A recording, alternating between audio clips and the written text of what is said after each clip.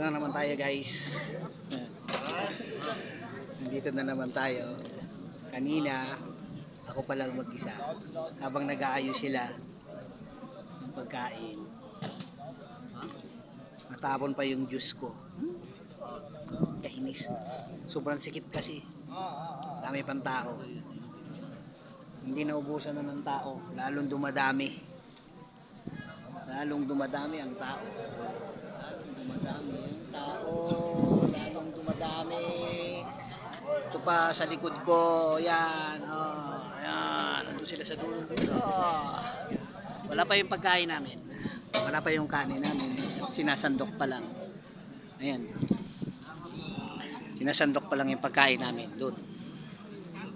Yung kanin at saka yung ulam.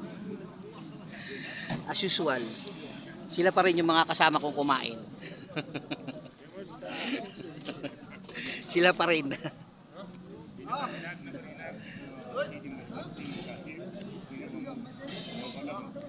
Antay lang muna namin kumain kasi mamaya-maya sisigaw na lang sa after 5 minutes or 15 minutes.